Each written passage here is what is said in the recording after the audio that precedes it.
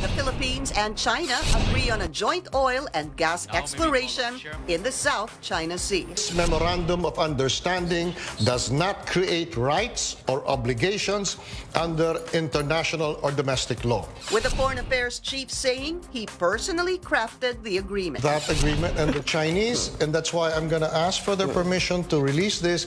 I'm not going to listen to anyone else. Meanwhile, we continue our conversation with the Foreign Affairs Secretary. This time, he'll talk about whether or not the country will file diplomatic protests against China. Why don't you file note verbals? Because I call them note verbiage. You keep sending note verbals basically at a brick wall, and they keep ignoring it. Will the Philippines fall into the so-called debt trap? China. Sometimes we pose it also to Japan. And China looks at it and says, oh, it's viable. Or it's not viable, no. And better passport processing under his leadership. Foreign Affairs Chief Teddy Boy Locsin Jr. joins us in the program.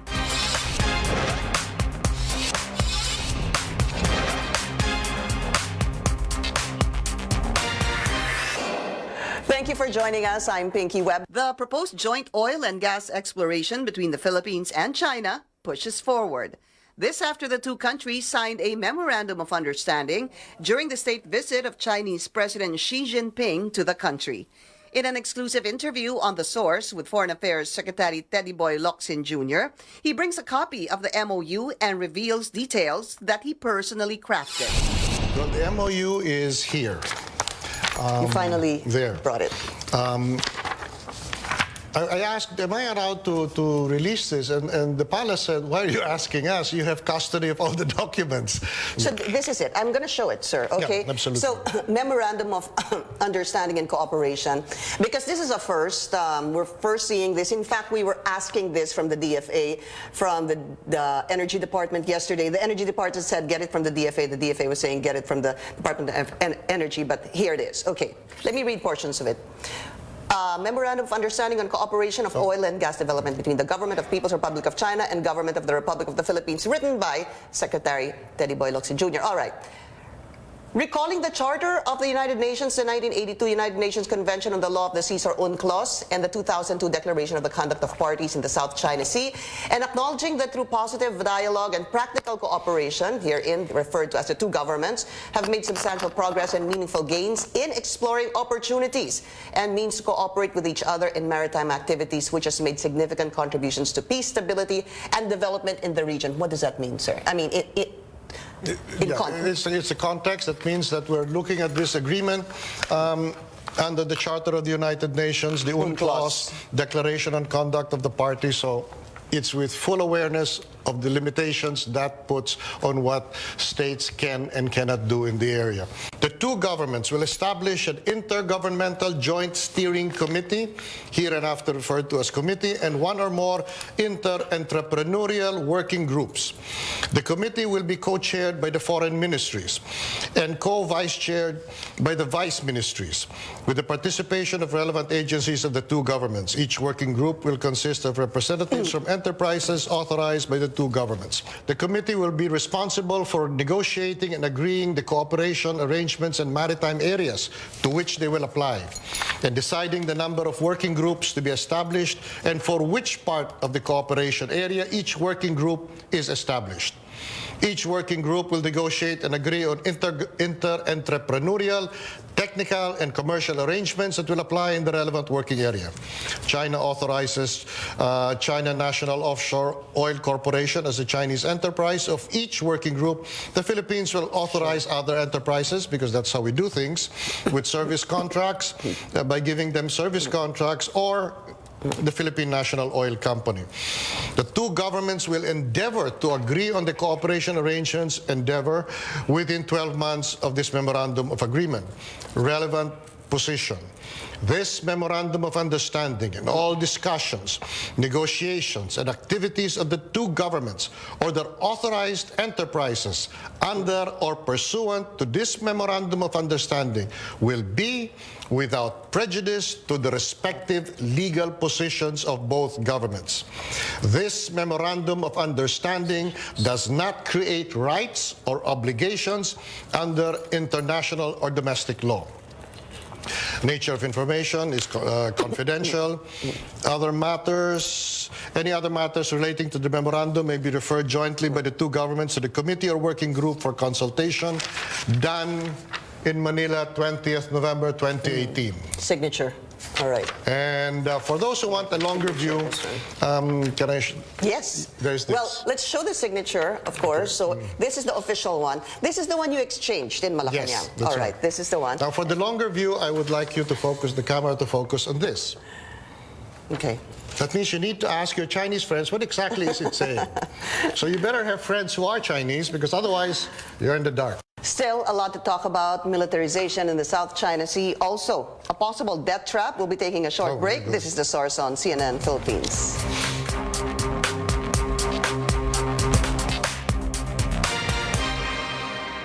You're watching The Source on CNN Philippines. Our guest today, Foreign Affairs Secretary Teddy Boy Locsin Jr. Sir, I need to go ask this to you again.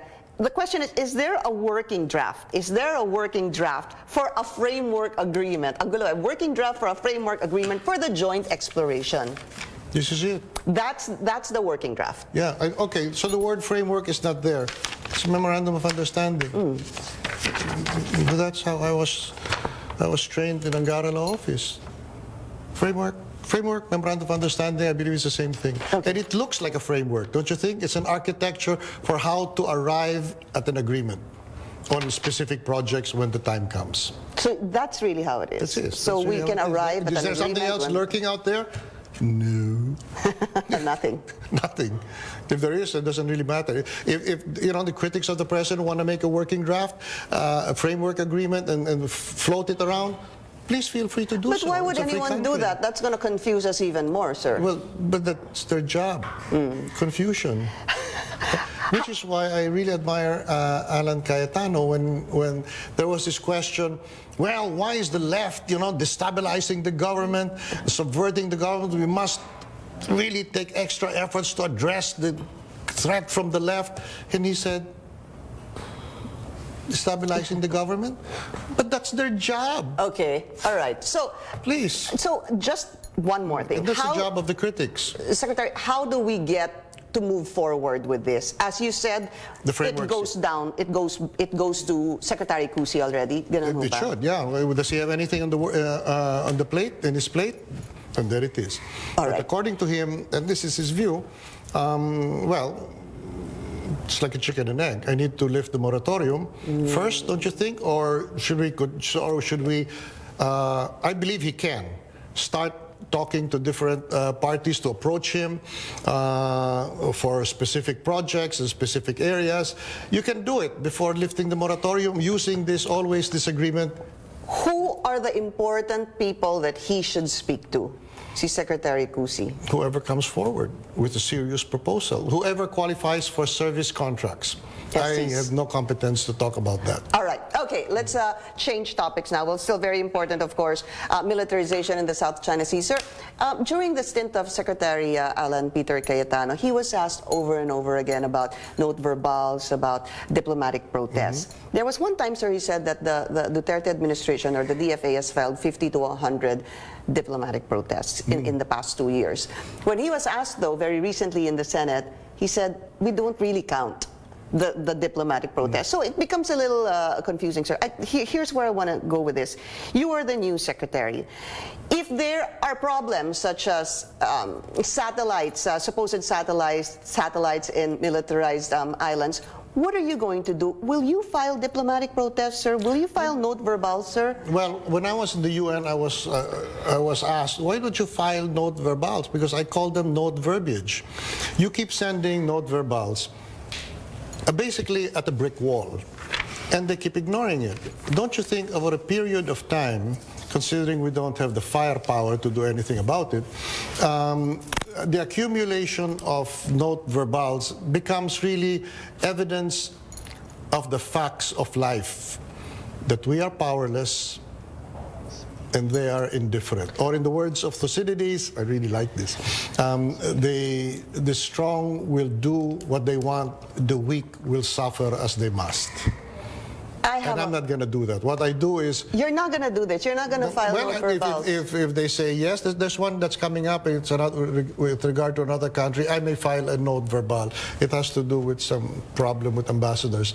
But on that question on the South China Sea, at that time, and I was in the UN, and they couldn't tell me what to do from Manila. I can tell you that.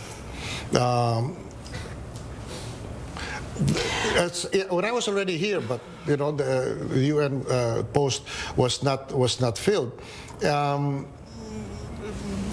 China, there was a forum on international law, and China spoke about it, about the arbitral ruling. So I invoked the right of reply from Manila, and it was read by my charge in the UN, and I said, this is the arbitral ruling. The arbitral ruling did not so much favor the Philippines as it clarified matters of international law. The arbitral ruling is now a part of international law. No government, no power on this earth can ever change that unless a new case comes up and they redefine. It's overturned. And they redefine. I don't think they ever overturn. What they do is they make distinctions. Yeah. Okay. But here, I want to go. I said that benefits China as much as the Philippines, because one day they may need that. So the note verbal is something you don't believe you will be issuing or filing with regards to the South China Sea issue. I want to bring this in because I remember speaking to Associate Senior Justice Antonio Carpio, sir, and he was saying that even if hindi, in a way, sir, I'm trying to recall, even if hindi naman pansinin, the fact is you need to file a diplomatic protest to let them know that even if we can't do anything about it, we're protesting. Yes, but then I see it from another point of view. But in the larger scheme of things, the United Nations itself may one day swing towards China. And when they start recognizing the facts on the ground over the past 50 years, say it's 50 years from now, we're both dead. Well, not you, you're still young. And they will say, look at these pointless protests. Then what's the point of having diplomatic protests if you call them pointless Sometimes it protests? works. Among equal countries, yes, it does. Where we have something over them. So, okay, so you don't believe in what Senior Associate Justice Antonio Carpio was saying. Actually, a word he used was acquiesce. It's like... silence gives consent? Yes. That's a principle. But it's not binding in it. You know, silence gives consent is an adage. It is not a legal principle. We'll be taking a short break. This is the source on CNN Philippines.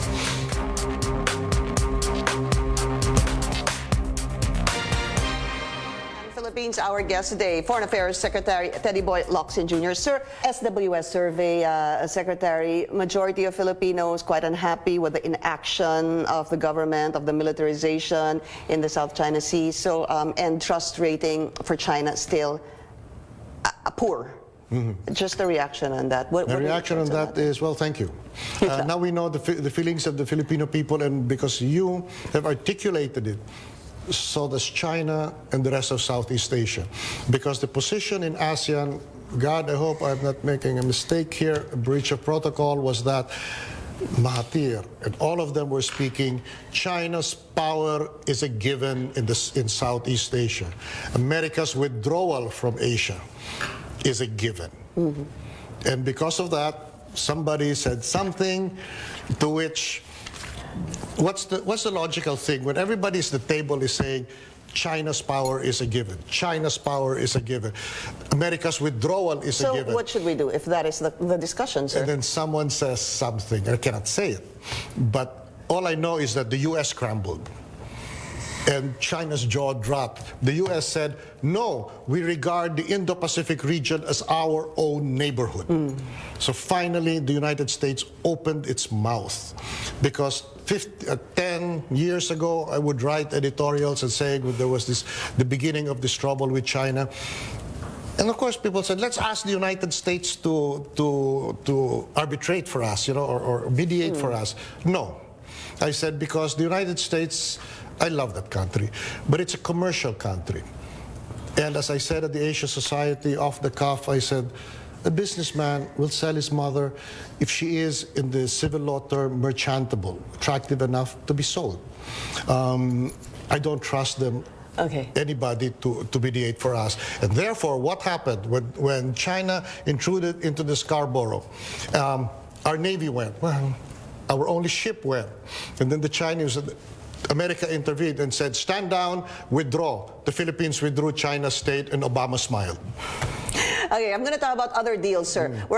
There were 29 deals, but you were telling me during the break that there were 31 deals, 31, sir? Yeah, what happened? Well, the Philippine agency said, we're not ready for this yet. We don't have the capacity for it. Moving forward, possible debt trap.